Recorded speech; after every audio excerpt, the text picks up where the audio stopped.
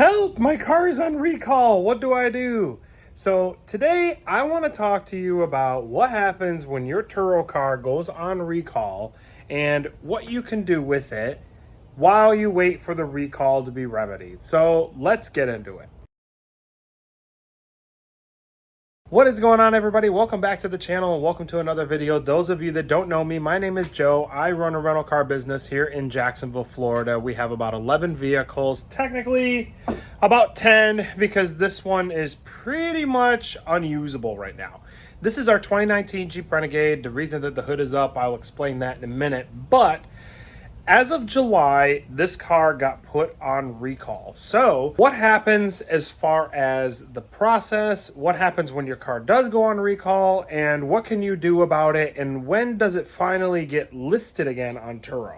I'm going to talk about all of that in today's video. So the first thing that happens when your car goes on a recall is there is a notification that comes from usually the National Highway Traffic Safety Administration that puts your recall on the Carfax report for this car. Once the Carfax shows a recall, Turo will automatically unlist your vehicle. So basically that means that your car can no longer be searched, no longer be booked, and trips can no longer happen. So if you have upcoming trips, those trips are going to get canceled. Unfortunately, in my case, there were about 3 trips that were scheduled at the time, so I had to cancel all of those trips. I was able to swap like 1 or 2 of them into vehicles, but we had to ultimately cancel most of the trips. So after that was done, basically this car sits, and we have one of a few options to choose from as far as what to do with it. Number one is we can use it as a transporter vehicle. We can go back and forth to the airport with it.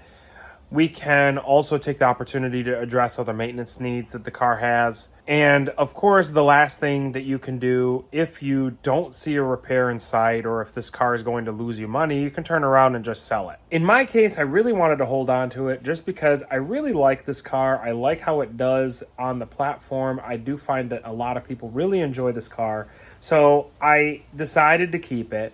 But with that being said, there were a few maintenance things that needed to be addressed. Starting with the reason that this hood is open. The battery ended up dying on the car, so we're going to have to replace the battery. I already removed everything off the posts. We just have to remove the hold down and pull this battery up and out. This battery is only 5 years old, but nonetheless, batteries don't last as long as they used to, I guess. The other major thing that we did was we had a fender that was dented right around here, right by the fender liner here.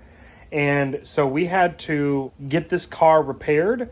And so what we ended up doing was we bought a new fender, we replaced it on the car. And with that, we also had a pinstripe that was going all the way across that we have now taken off of the car, so the car no longer has a pinstripe. You can actually see right on the passenger side here where the pinstripe was.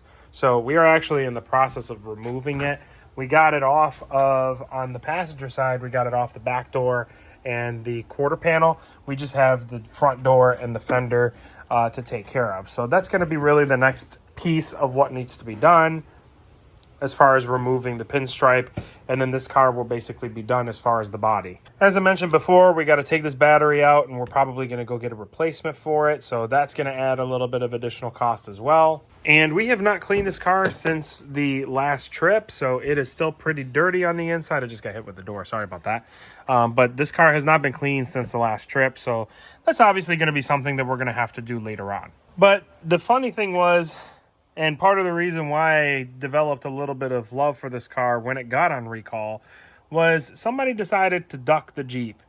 And it made me laugh because I'm like, this is not a Wrangler. This is not a Grand Cherokee or, any kind of special car or Gladiator that, you could throw a duck on. But when I saw the duck on the top, I kind of laughed and I was like, I might try to tough it out and hold on to this car for a little bit longer. But a lot of people really like these panels that you can remove. So that's part of the reason I like this car too. It's a pretty fun car to drive specifically for this reason. We got bugs and stuff starting to get on the car. So we probably need to take care of this battery and get this car out of here. We also need to get a center cap for that wheel. So that's another thing. That's a small cost, not a big deal. But on that note, now that I've talked about all the things that I need to do on the car, I could list things go on and on. But the real question is, when is this car going to be able to get listed again? That can be a huge determining factor in whether or not we're going to keep this car.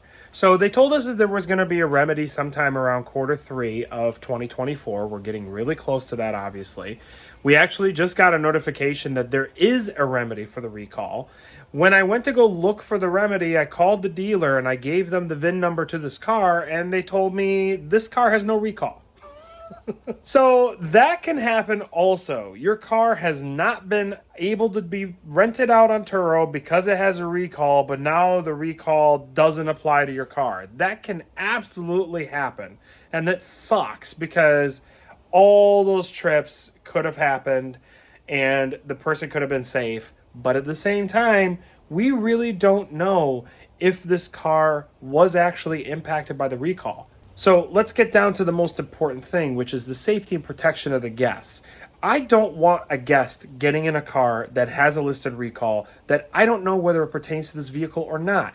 I want to make sure that this car can start, runs and drives, and is safe for a guest to drive if in the event, God forbid, anything were to happen to them. Yes, this is a business. Yes, we need to make money, but at the same time, I can't replace a guest's life if, God forbid, they died in this car. Absolute worst case scenario, obviously, but I think about things like that when a car goes on recall. So now that we have identified that there is no recall for this car, what's the next steps to get it listed on Turo? So we've had a couple of different things happen. We've had dealers be able to write letters so that we can pass that information along, some kind of list that shows that the car has no recall. The other option would be to wait for NHTSA, the National Highway Traffic Safety Administration, to update Carfax and indicate to them that this car does not have a recall. Once that's done, Carfax will be updated. Carfax automatically notifies Turo, and then Turo will allow us to relist the vehicle. I'm kind of in the early stages. I've tried to contact the dealership. They won't give us anything. So I'm going to try to see if I can go on to the NHTSA website and pull information on the car that shows that there's no recall. It's still early. I don't know if there's anything that's going to be available just yet, so I'm going to wait on that for now. And then once we have all of that information, we can then submit it to Turo, and Turo can relist our vehicle and get it back out on the road. As I said before, though, I'm not really in a rush because we have a couple of things that we want to get fixed on the car before we get it out on the road. But that's the process. So really, the main things to keep in mind when it comes to listing a car on Turo is if it goes on recall, you may lose trips. By law, they cannot list a vehicle on a rental platform that's on recall, and the same thing goes for cars on Turo. So if your car has a recall on it and it shows up on the Carfax, then be prepared for your trips to end, and you have to figure out a different way to earn income. So then at that point, you either concentrate on maintaining your vehicle, being able to use it for another purpose, or if you're going to sell it, then go ahead and sell it. And this way, it is off your books. You don't have to deal with it anymore, and whoever the next person is gets to deal with it. And then once it's done, once the recall is remedied, then you need whatever necessary paperwork Turo wants in order to get the car listed, or you just wait for National Highway Traffic Safety Administration to update your Carfax report. That's where Turo is getting a lot of their information from. And then once that's been updated, then your car is able to be relisted. So in the meantime, we're going to get everything replaced on this car. We will wait for all of the relevant information to get updated so that we can get this car back on the road. It does have a trip already scheduled for October that was available when the car was listed. So I'm hoping to be able to get this listed early in September so that we can take advantage of a few more trips and be able to get some more income, because we're definitely feeling it with this one not being on the road. This was one of our higher grossing vehicles, and so it's kind of a shame for it to be sitting for as long as it has. But nonetheless, we're going to be ready. As soon as it gets listed again, we will start cranking out some trips. So with that being said, that's going to do it for today's video. Thank you all so much for watching. If you like this content, please give it a big thumbs up and consider subscribing. If you like learning more about the Turo business and learning about what it's like to list our vehicles and just following our business along in general. I talked about this a lot on our social media platforms.